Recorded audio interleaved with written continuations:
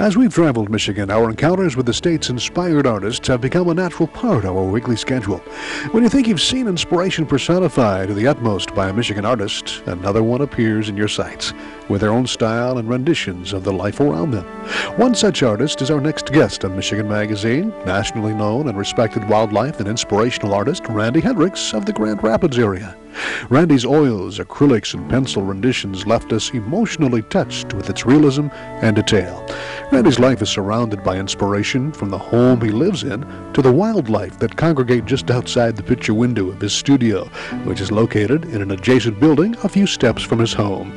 This is where we sat and visited with Randy, who told us his story of inspiration that led him from the world of computers to full-time artist. Randy, it's a pleasure meeting you. Hi, Barry. And we are in the country, in the Howard City area, rural area, and you live in a home that is a renovated schoolhouse, isn't it? Right. And you've been an artist with inspiration all around you out the window, wildlife artist for how long now? Professionally since 1996. Professionally, but it's been in your heart for much longer than that. Much longer. Yeah, since I was a little boy, I drew pictures and started painting when I was about 22. I was a draftsman out of high school and was a draftsman for about 10 years in the engineering field. And for about the next 8 years after that, of course, I came in with CAD systems and all the drawing boards went out the door, and so I had to adapt to the computer and ended up writing software programs for special machines. Oh my goodness. But I painted nights and weekends. As a love? Yeah, very much so, very much so. But suddenly you probably learned that there's a lot of people out there that were impressed with your work, which I am. I mean, when did you finally realize that you had a real talent? Well, for me, it didn't come, real quick. A lot of people had to tell me. I felt I had a long way to go. I still do, but I would say probably I'd been painting, and I had the first real success after about 11 years of painting.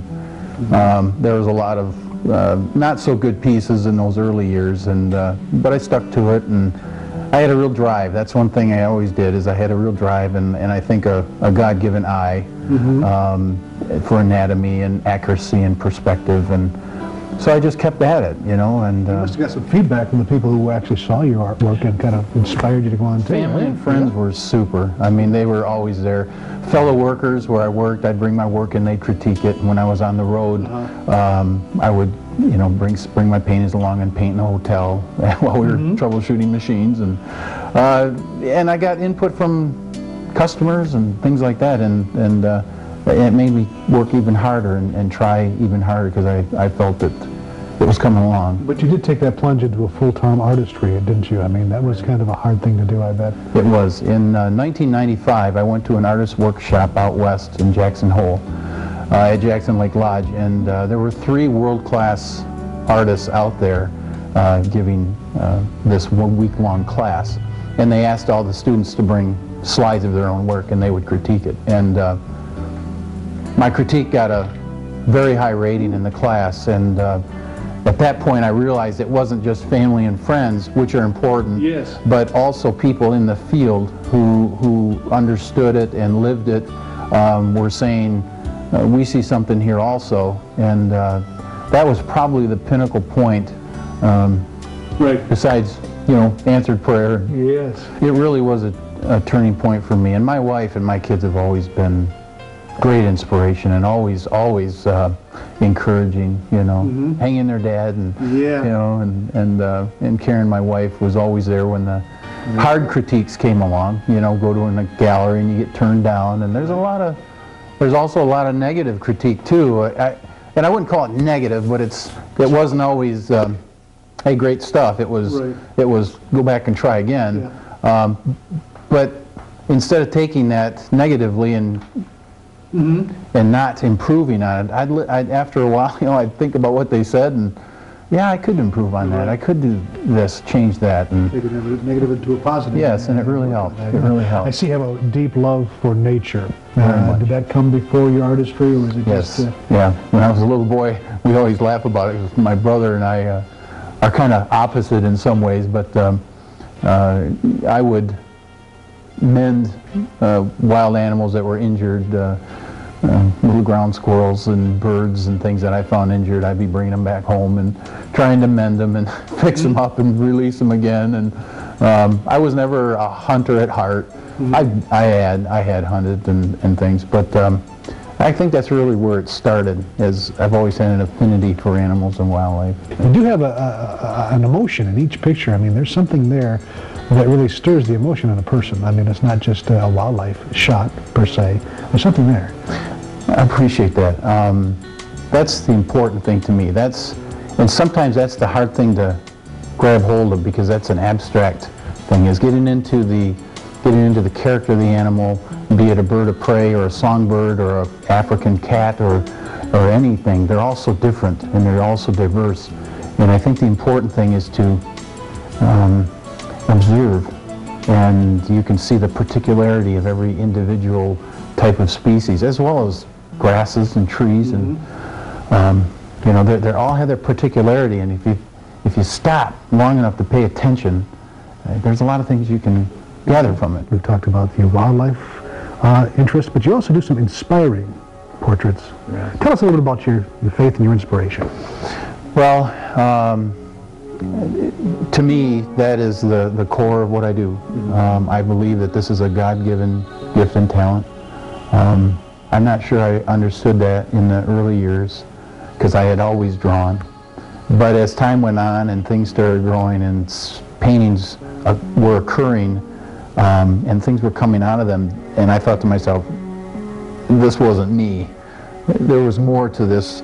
And I had a customer come through one of my shows, and he said to me, you know, it really depends on your spiritual health to be able to do what you do here, to bring something to life, not just paint on canvas or paint on board, whatever.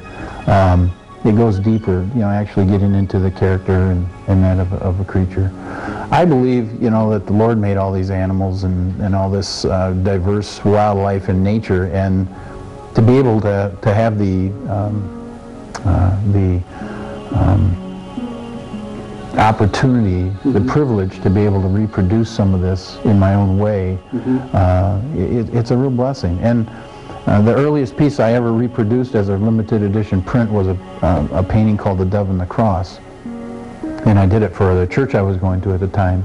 And I painted a dove on the cross beam of the cross.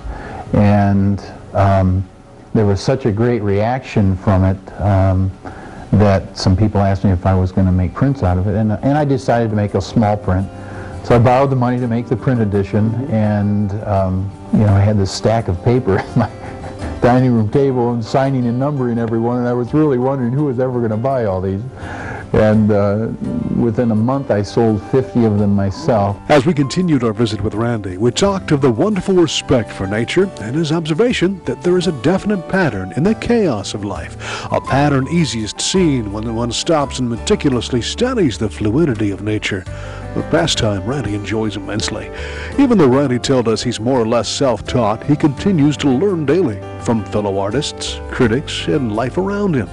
For aspiring artists, Randy advises to become good at what you do if you're serious about your art. Paint every day. Even though there's no inspiration at the moment, force yourself to work at becoming better every moment you can, and learn from the masters. Study technique to learn from the knowledge of others. Then soon those moments you force yourself to work will become the seed of inspiration that'll grow and propel you further. If you have the desire, you owe it to yourself to try whatever it is in life you're drawn to. People don't realize it may be a God-given gift and talent, but you have to work on it. You know, we all have an obligation, really, I believe, and a responsibility to make the most of it as you can. If you have any inkling at all of a gift or a talent, whether it's in the fine arts or in another field, He's given you those for a reason. And I think the saddest thing we could do is let them lie there dormant and not pursue it. You know, there's a lot of diversions in the world today, but if you can grab hold of whatever it is that you may have or other people may see in you, go for it. Give it a try, and you never know what happens. Sometimes I think the Lord blesses an effort, just the effort. and really kindles a fire. It was no doubt that Randy's faith is what kindled the fires of his inspiration. What a pleasant winter's morning we spent with Randy at his rural Howard City home and studio, talking of how blessed he was as an artist and how grateful we were to be able to spend a few moments with him and his family. And truly thankful we were for Randy's presentation of this limited edition prints of the Eastern Bluebird to the Michigan Magazine Museum. Randy Hendricks, another Michigan treasure along the back roads of Michigan's heartland.